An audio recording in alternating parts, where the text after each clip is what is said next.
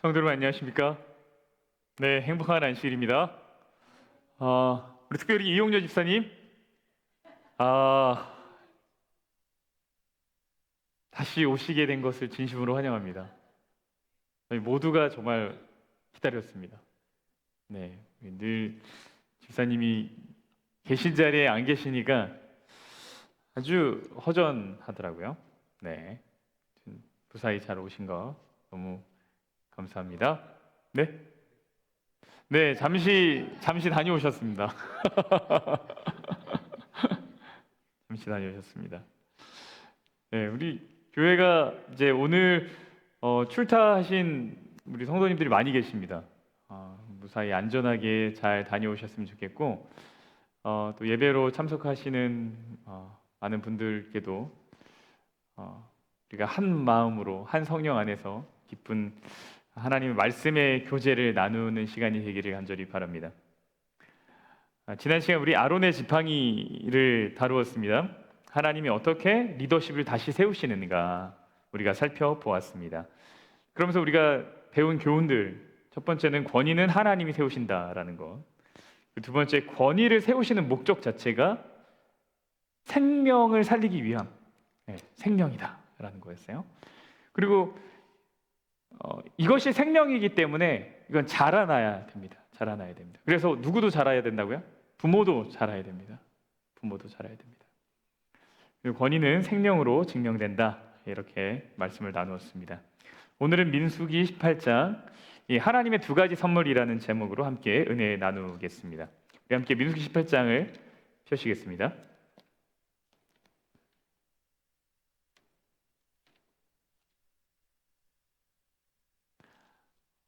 여러분 가장 기억에 남는 선물이 어떤 거가 있으세요? 기억에 남는 선물? 신앙 선물. 진짜 너무 기억에 남으시는 선물이겠네요. 이러면 제가 말씀드리려고 하는 게 이제 약간 곤란해. 네, 이게 제가 살면서 보니까 진짜 분수에 넘치게 많은 선물을 받았더라고요. 모두가 정말 감사하고 다 이렇게 너무 감사한데 그 중에 그래도 특별히 기억에 남는 선물들이 좀 있는 것 같아요. 무엇이 기억에 남나 봤더니 정말 때에 맞게 뭔가가 이렇게 탁 선물이 생겼을 때 그때 이제 적절하게 잘 쓰면 그게 이제 기억에 남고, 또 하나는 이거를 준비한 사람의 마음과 이제 생각이 잘 전달이 되면 그게 또 기억에 남습니다. 이게 그중 하나 제가 기억하는 선물 중에 하나가 제 친구가 저희 큰아이가 태어났을 때 했던 선물입니다. 예언이가 2009년 3월생인데요. 그때만 해도 제가 아직은 대학을 다니던 때였습니다. 그래서 제 친구들도 다 대학을 다니던 때였습니다. 그러니까 학생 신분이었죠. 그러니까 이게 기저귀 하나를 가져오는 것도 이 학생들한테 굉장히 사실 큰 일입니다. 그런데 이 한 친구가 예완이가 태어났을 때 제 아내가 이제 산후조리원에 있을 텐데 이제 얼굴 보겠다고 축하해 주겠다고 왔어요. 왔는데 이렇게 상자 하나를 이렇게 가지고 왔습니다. 선물이라고 제게 주었습니다. 뭐냐 봤더니 그날 그 날짜에 발간된 모든 신문, 그러니까 그 친구가 살 수 있는 모든 신문을 이 친구가 다 산 거예요. 그래서 2009년 3월 23일에 세상에 무슨 일이 있었는지를 이제 알게 해주고 싶어서 이 친구가 그걸 다 사온 겁니다. 기념하고 싶은 마음인 거죠. 그래서 제게는 사실 이게 쓸모가 있는지는 모르겠습니다. 이게 굉장히 실용적인 분들한테는 이게 참 쓸모없는 거라고 생각하실 수 있겠지만, 근데 그 마음이 참 고맙더라고요. 네. 그 친구가 할 수 있는 선물 중에 가장 멋진 선물이 아니었나. 그 친구가 이제 기자로도 좀 활동하고 이랬던 친구거든요. 책도 읽기도 좋아하고 이런 친구였는데, 그래서 지금도 그게 이제 저희 부모님 집에 이렇게 잘 보관되어 있습니다. 이게 제게 있어서만큼은 참 오래 기억되는 선물 중에 하나입니다. 선물은 내 마음이 전달될 때 의미가 있고 그 선물의 의미가 발견될 때 또 이게 의미가 있습니다. 근데 민수기 18장에 보면 이 선물이라는 단어가 나옵니다.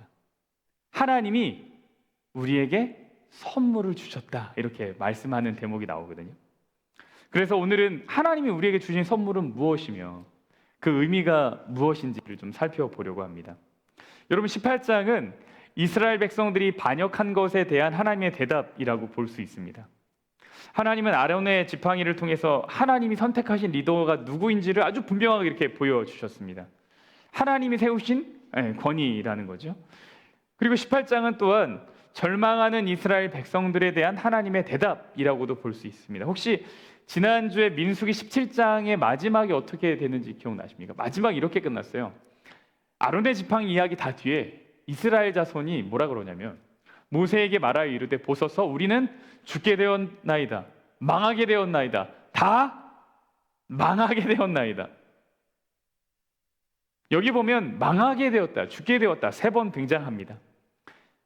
뭐든지 3번은 아주 이제 강하게 얘기할 때죠. 그래서 그렇게 3번 등장하는 게 또 있죠. 뭐가 있어요? 성경에 거룩, 거룩, 거룩. 이거 3번 합니다. 3번. 그래서 어떤 분들은 이거에 이제 삼위일체에 대한 이 의미를 발견하기도 한다라고 얘기도 하십니다. 근데 좌우당간 날 죽게 되었다, 망하게 되었다, 다 망하게 되었다, 자신들의 죽게 된 처지를 아주 강조하고 있는 말입니다. 그들은 아론의 쌍난 지팡이를 보고 하나님께서 선택하신 리더가 누구인지를 분명하게 확인한 후에야 자신들의 실수를 깨닫고 자신들의 처지를 확인하게 되죠. 이렇게 절망하고 있는 이스라엘 백성들한테 하나님이 그 다음에 주시는 말씀이 이제 민수기 18장이라는 거예요. 그리고 민수기 18장은 또 독특한 점이 하나가 있습니다. 그것은 무엇인가 하면 하나님이 아론에게만 하신 말씀이라는 겁니다.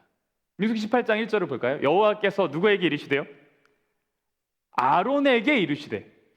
여러분, 대부분이 이 민수기에서 하나님이 계시를 주실 때 무엇인가를 말씀하실 때는 모세에게 말씀하셨습니다. 그리고 모세가 누구에게 말하게 했죠?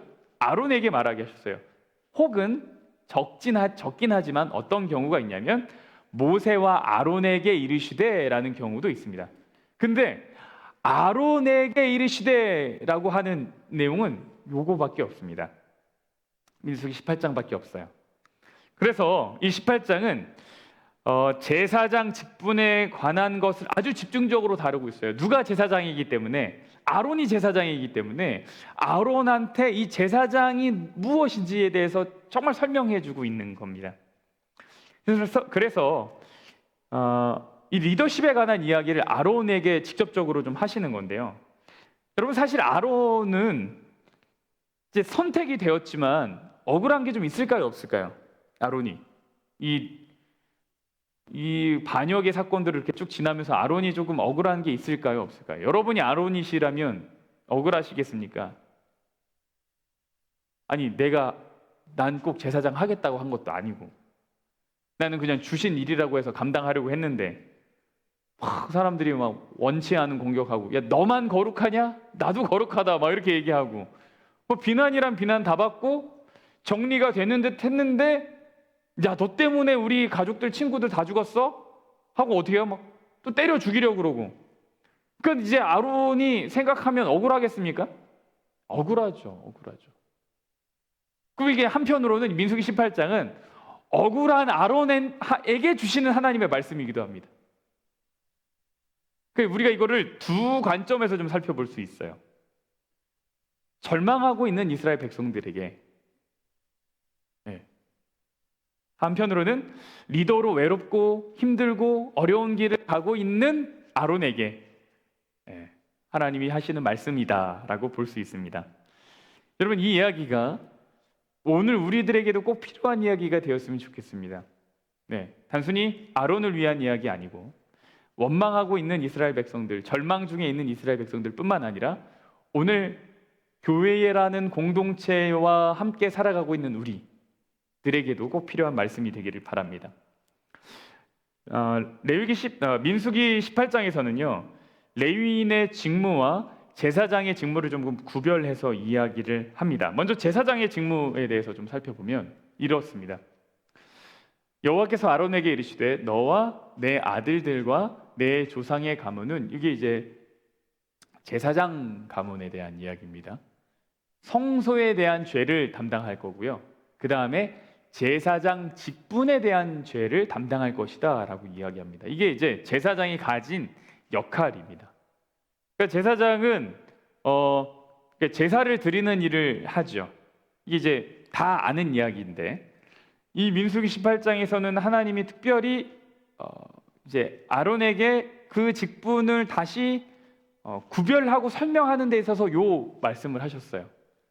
성소에 대한 죄는 뭐냐면 성소와 기물과 관련된 범죄에 대한 이제 해결을 이 제사장이 감당해야 되는 거고요.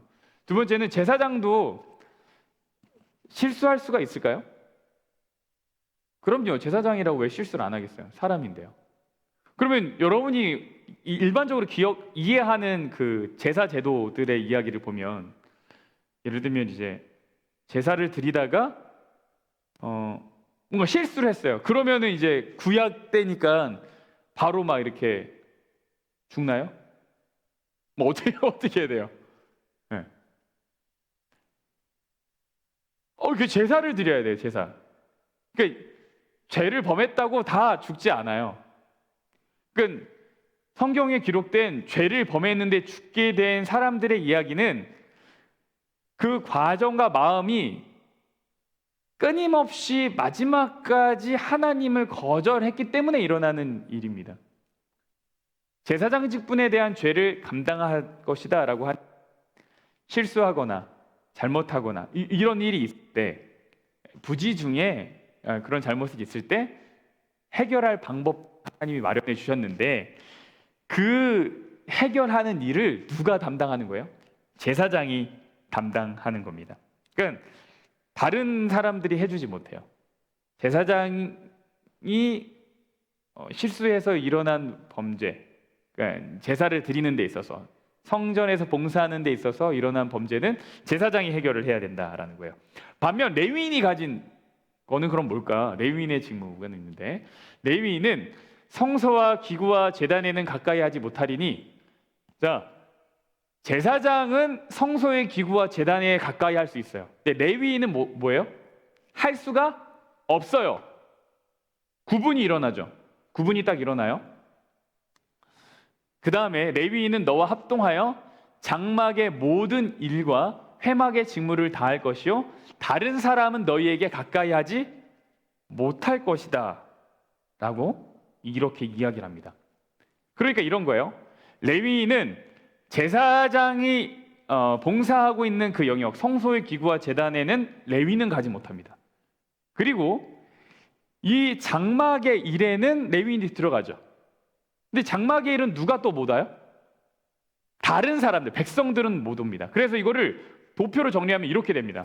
성소와 기구에는 누가 갈 수 있어요? 제사장이 가고요. 제사장은 거기까지만. 그 레위인은 그 다음 장막에, 백성들은 그 밖에. 그러니까 이거는 철저하게 어떤 구분이 주어집니다. 이해되셨습니까? 민수기 18장은 역할에 대한 구분을 이렇게 쭉 해주고 있어요.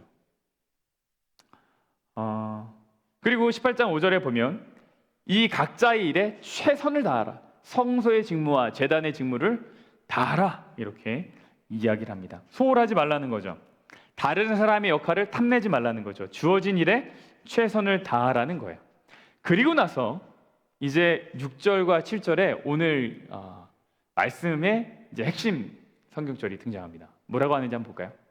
보라, 내가 이스라엘 자손 중에서 너희의 형제 레위인을 택하여 내게 돌리고 너희에게 뭘로 줬대요? 선물로 주어 회막의 일을 하게 하였다 라고 이야기를 했어요. 첫 번째 선물은 뭐냐면 하나님이 레위인을 제사장에게 선물로 주셨다는 거예요.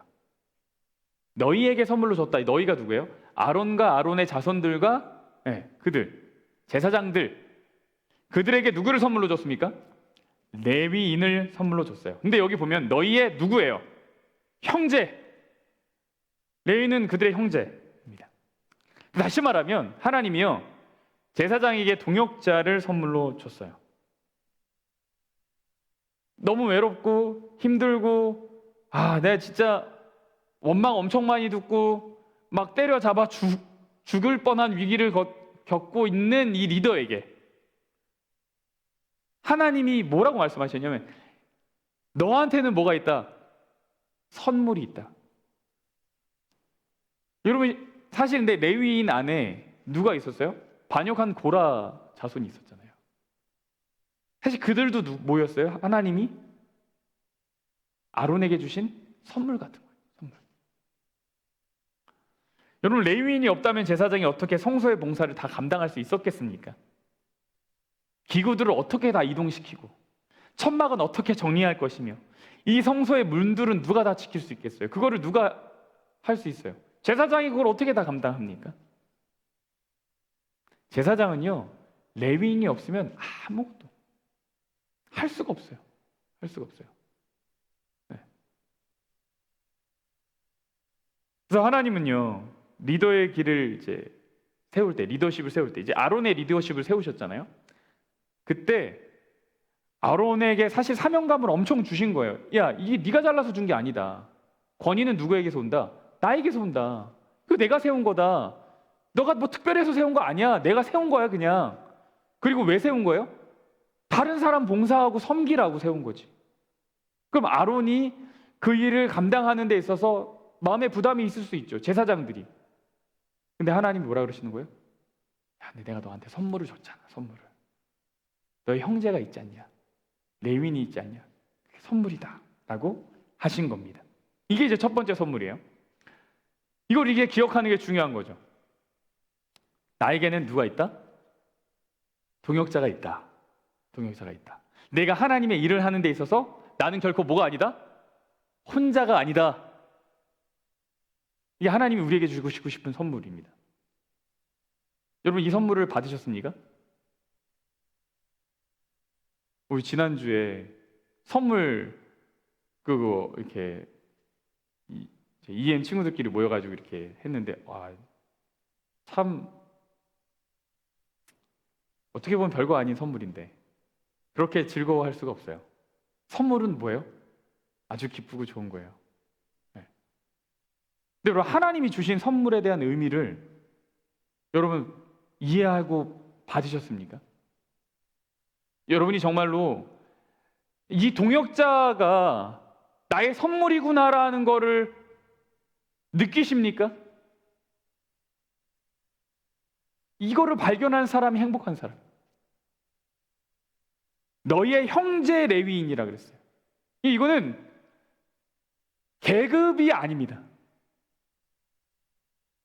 제사장이 레위인을 계급으로 취급하는 순간 이 제사장은 하나님께 쓰임받지 못합니다. 왜요? 권위는 누가 주는 거라고요? 하나님이 주시는데. 레위인을 동역자, 형제로 생각하지 않고 계급으로 생각하는 순간 권위를 누가 세우려고 하는 거예요? 자기 스스로 세우려고 하는 거죠. 이거는 생명의 통로가 될 수 없기 때문에 망하게 되는 일입니다. 그러니까 이게 진짜 나한테 선물이구나를 알아야 돼요. 알아야 돼요. 이걸 누가 알아야 되냐면 제가 알아야 돼요. 그죠? 목사님 제가 알아야죠. 그래야지 우리 모든 분들이 저에게 어떻게 보일까요? 귀하고 소중하게 보이죠. 네. 일을 잘하시는 분도 있고 못하시는 분도 있죠. 제가 잘하는 분만 이뻐하면 되겠어요? 대답이 없으시니까. 근데 이게 거꾸로 생각해야 돼요. 일을 잘하는 목사도 있고 못하는 목사도 있죠. 여러분 저를 미워하십니까? 아니, 우리가 이거를 다 선물로 알아야 돼. 내 이웃이, 내 형제가, 내 주변에 있는 동역자가 하나님이 주신 선물이구나를 알아야 돼요. 알아야 돼요. 두 번째 선물이 이제 뭔가? 7절. 너와 너의 아들들은 제단과 휘장 안의 모든 일에 대하여 제사장의 직분을 지켜 섬겨라. 너 제사장 직분 이거 잘 지켜서 잘 섬겨라, 서비스를 잘해라. 그러면서 뭐라 그러시냐면 내가 제사장의 직분을 뭐 하셨대요? 선물. 두 번째 선물은 뭐냐면 직분이 곧 선물입니다. 직분이 곧 선물입니다. 여러분 이거를 믿으십니까? 직분이 곧 선물이다.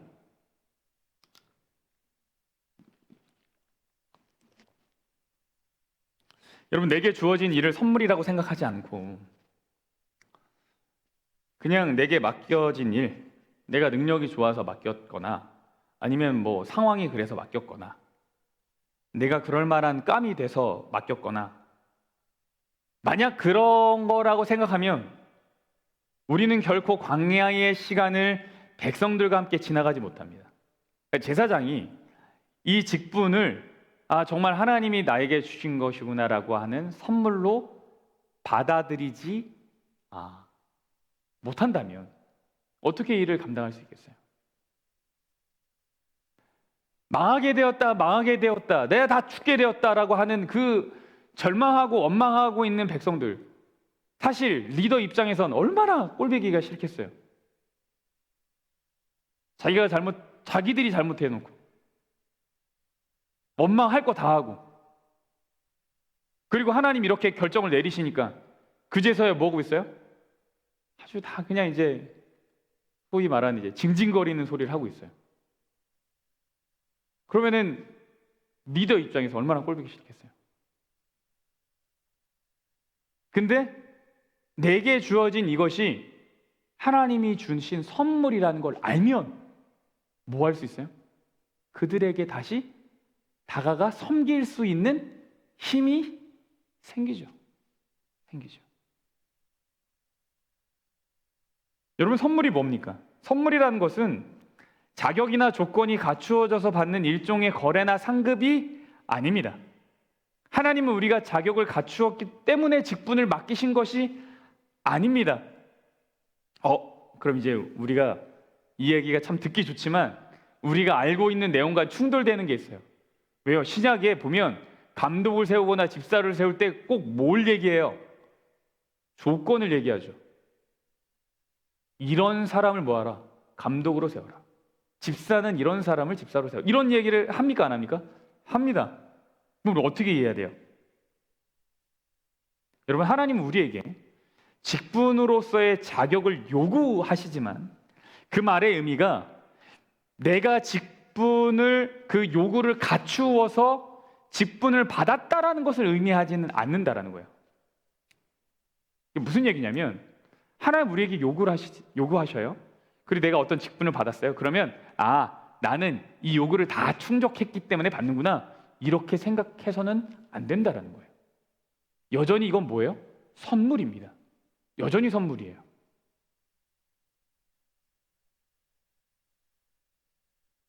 기억할 건 뭐냐면 이 선물을 열어보고 소유하고 이 선물을 누리는 데 있어서는 뭐가 따르냐면 조건이 따라요. 여기에 조건이 따르는 거예요. 직분에 어떤 조건이 주어지는 이유는 뭐냐면 이 사람이 이제 조건이 잘 갖추어져서 그럴 깜이 됐기 때문에 주는 것이 아니라 이 선물을 잘 유지하고 누리고 감사함으로 여기려면 필요한 것이 있다라는 얘기예요. 네.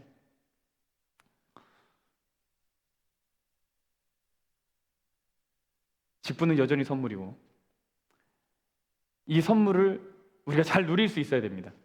그러려면 하나님의 뜻에 따를 때에 비로소 이것이 진정으로의 선물의 가치를 가지게 됩니다. 하나님 뜻 어기고 다른 옆에 동역자를 형제로 생각하지 않고 자꾸 가르치려고만 하고 함부로 말하고 자신의 마음대로 직분을 행하려고 하면 이것이 선물인지 모릅니다. 이거 선물인지 몰라요. 이거는 축복으로 다가오지 않아요. 내 일로 다가오죠. 그러면 광야를 끝까지 함께 동행하지 못합니다. 하나님이 아론에게 기억나게 하신 것 두 가지가 있어요. 동역자가 곧 선물이다. 직분이 곧 선물이다. 이 두 가지입니다. 다시요. 선물이 뭐라고요? 첫 번째, 동역자가 선물이다. 두 번째, 직분이 곧 선물이다. 여러분, 이 두 가지가 없으면, 이 개념이 없으면 우리는 우리 자신에게 주어진 일을 감당하기가 참 힘들겠구나라는 생각을 할 수 있습니다. 이 두 가지 선물을 기억하지 못하면 이 앞에서 일어났던 일들이 계속 반복될 수밖에 없어요. 어떤 일이요? 원망하고 시기하고 질투하고 때리고 싸우고 불평하고 이게 정말 끊이지 않아요. 이걸 수습할 수가 없습니다. 그나마 이게 아물어지고 수습해지고 앞으로 나아갈 수 있는 이유는 누가 이 사실을 기억하고 있기 때문이요. 모세와 아론, 지도자들이 하나님의 선물이구나, 하나님의 선물이구나, 이걸 알기 때문에 이게 싸매지고 봉합해지고 가는 거예요. 그래서 이 두 가지 선물을 기억하는 것이 너무너무 중요하다라는 거예요. 이것을 기억하고 있을 때 중보의 자리로 나아갈 수 있습니다. 나아갈 수 있어요. 결국 망했다고 하는 이스라엘 백성들에게 하나님은 이 아론과 모세가 곧 그대들을 위해 존재한다라는 걸 말해주고 싶었던 거죠. 네. 아론과 모세를 잘 세워서 이들로 하여금 더 잘 섬기게 하도록 하시고 싶으셨던 겁니다. 앞에 그림을 다시 좀 살펴볼까요?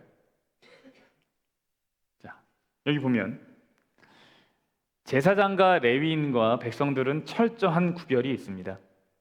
그리고 하나님은 직분에 대한 설명을 하시면서 레위인이 선물이고 제사장이 선물이다 라고 말씀하셨습니다. 레위인은 백성들이 성소에 함부로 접근하지 못하도록 하고, 레위인 역시 제단이라 성소 기물에 함부로 접근할 수 없었습니다. 근데 이게 좀 이것을 하나님께서 강조하신 이유가 있었다고 생각되어져요. 왜냐하면 그 자리를 탐냈기 때문에 하나님은 분명하게 선을 좀 그어주고 싶으셨던 거죠. 그런데 이 도표를 잘 생각하면서 오늘의 말씀을 다시 보면 결국 이러한 구별 자체가 곧 선물이라는 겁니다. 이러한 구분이 곧 선물이에요. 구별하고 구분하는 것이 선물입니다. 내가 너고 너가 내가 되는 것이 사랑이라고 이야기하지만 그것은 때로 사랑이 아니라 질서의 무너짐을 뜻하기도 합니다. 공동체가 광야를 지나가는 데 있어서 이렇게 구별해서 각자의 역할을 존중하고 서로 협력하는 것이 너무너무 중요했다라고 볼 수 있습니다. 이것이 곧 선물입니다. 그래서 우리의 삶의 영역에도 구별이 필요합니다. 이렇게 구별하기를 요청받은 것 그 자체가 선물인 것을 우리가 기억하면 좋겠습니다. 하나님이 우리더러 구별된 삶, 거룩한 삶으로 우리를 초청하신 것, 그 초청 자체가 사실은 뭐다? 선물이구나, 선물이구나. 우리가 하나님의 일을 위한 동역자로 부름받고 우리의 삶을 구별하고자 할 때 이것이 곧 선물이라는 걸 기억하면 좋겠습니다. 또 한 가지 생각할 건 누군가를 섬길 수 있다라는 것 자체가 선물이라는 사실입니다. 직분을 받은 것이 선물이기 때문이죠. 섬김의 자리에 있는 것이 선물입니다. 근데 우리는 자꾸 섬기는 자리에 있으려고 하지 않고 섬김을 받는 자리에 있으려고 합니다. 그러니까 서비스를 받으려고 합니다. 아니요, 교회는 서비스를 드리는 곳이죠. 드리는 자로 우리는 부름을 받았습니다. 그러니까 우리가 교회에 올 때 누군가 내게 다가오기를 기대하고 오지 않고 내가 누군가에게 다가가기를 기대하는 마음으로 교회를 오는 게 여러분 훨씬 발걸음이 가볍고 신나고 즐겁습니다. 정말입니다. 그래서 교회로 오실 때는 섬길 생각으로 오셔야 돼요. 이거 아주 미묘한 차이인데 이거 하나만 바뀌어도 다릅니다. 네, 오늘은 이거 해서 이렇게 하고 섬기고 해야지. 하나님은 이것을 우리가 선물로 기억하고 받아들이길 원하셨던 겁니다. 민수기 18장 이후의 내용은 제사장 몫에 관한 것입니다. 18장에 쭉 이렇게 보면 제사장의 몫이라고 해서 쭉 나와요. 예. 뭐 예를 들면은 지성물, 불사르지 않은 것, 소제, 속죄제, 속건제, 요거는 제사장들 남자들이 먹어라. 예. 그리고 첫 소사는 거제물과 요제물로 이거는 자녀들도 먹고 가족들도 먹어라. 뭐 이렇게. 그 레위인들에게, 그 제사장들에게 이제 제사장의 몫이 있어요. 선물로 제사장에게 주어지는 것들이 엄청 많이 18장에 레위기 18장이 등장합니다. 그 제가 다 이거를 자세하게 다루지 않는 거는 너무 제사장이 받아먹는 것처럼. 근데 여기 제사장이 받는 것 중을 보면 어떤 거는 같이 먹을 수 있고 어떤 거는 같이 이렇게 못 먹어요. 그리고 이제 제사장 가족 안에서 제사장이 이제 노예로 돈을 주고 산 노예들이 있을 수 있잖아요. 왜냐하면 이제 이때 당시만 해도 노예에 대한 제도들이 쭉 있었잖아요. 희년 제도도 있었고 안식년 제도도 있었고 다 이제 노예에 대한 이야기인데, 노예들은 그 집에 거하는 노예, 그러니까 제사장 집안의 노예는 이 선물 같이 나눠 먹을 수 있어요. 나눠 먹을 수 있어요. 그 노예의 자손도 같이 다 나눠 먹을 수 있어요. 근데 누구는 못 나눠 먹었냐면 출가한 딸이 명절 때 방문하면 먹으면 안 됩니다. 먹으면 안 돼요. 안 돼요. 손님으로 온 사람도 먹으면 안 돼요. 먹으면 안 돼요. 그러니까 제사장의 몫이라고 제물로 드려져서 이거는 이제 너의 제사장의 몫이다라고 떼어준 거. 그러니까 이거 이제 거룩한 음식들이죠. 거룩한 물건들. 요거는 이제 정해진 사람들만 이제 먹을 수 있었어요. 뭐 그런 내용들이 이제 뒤에 막 등장을 합니다. 등장을 하는데 거기 이런 말씀이 있어요. 여호와께서 또 아론에게 이르시되 너는 이스라엘 자손의 땅에 기업도 없겠고 그들 중에 아무 분깃도 없을 것이나 내가 이스라엘 자손 중에 너의 분깃이요 너의 기업이니라. 하나님이요, 아론에게 주신 이 선물들, 제사장에게 주신 선물들을 누릴 수 있는 방법을 아론에게 말씀해 주셨는데 바로 이것입니다. 여러분, 이스라엘 백성들은 다 자기 땅을 분배를 받고 자기의 분깃이 있었습니다. 기업이 있어요. 그런데 오직 레위인들만은 이 땅에서 어떤 분깃도 가지지 못했습니다. 그렇기 때문에 레위인은 자손에게 물려줄 것이 있어요, 없어요? 아무것도 없어요. 무엇을 물려줄 수 있냐면 직분을 물려줄 수 있어요. 그러니까 이것이 선물인 것을 철저하게 제사장이 느끼고 감사하지 않으면, 이것이 축복된 것이라고 느끼지 않으면 절대로 그것을 이어갈 수 없어요. 근데 하나님이 이렇게 말씀하셨어요. 하나님은 레위인들과 언약을 맺으시고 하나님 자신이 친히 그들의 무엇이래요? 분깃이 되겠다고 하셨어요.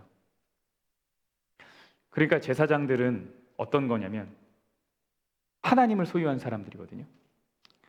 하나님이 이스라엘 백성들에게 말씀하시는 게 뭐냐면 제사장의 직분을 탐내지 말고 하나님을 탐하고 하나님을 가지라는 말씀을 하시는 겁니다. 제사장은 그 직분이 중요한 게 아니에요. 제사장에게 진짜 좋은 건 뭐냐면 하나님을 소유한 것으로 살아가는 것. 그것이 가장 이제 제사장에게 있어서 큰 가치이거든요.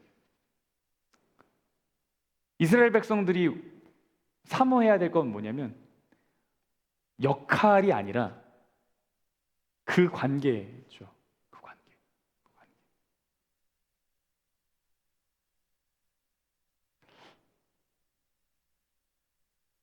그래서 저는 제사장의 역할 중에 정말 중요한 것 중에 하나가 뭐냐면 어떤 기술적인 직분의 역할도 물론 제사장에게 너무 중요하겠죠. 제사를 아주 잘 드리는 것, 아주 여러 사람이 제물을 가지고 왔을 때 혼란스럽지 않게 질서 있게 잘 예식을 진행하는 것, 제사장이 중요한 역할이겠지만 이 제사장이 정말로 이 직분을 선물로 생각하고 자기의 주변에 함께 일하는 동역자들을 귀하게 여기고 소중하게 여기고 선물로 생각하고, 그래서 주변 사람들이 볼 때 저 사람은 정말 마음에 하나님을 분깃으로 삼고 살아가는구나라는 것을 보고 감동할 수 있다면,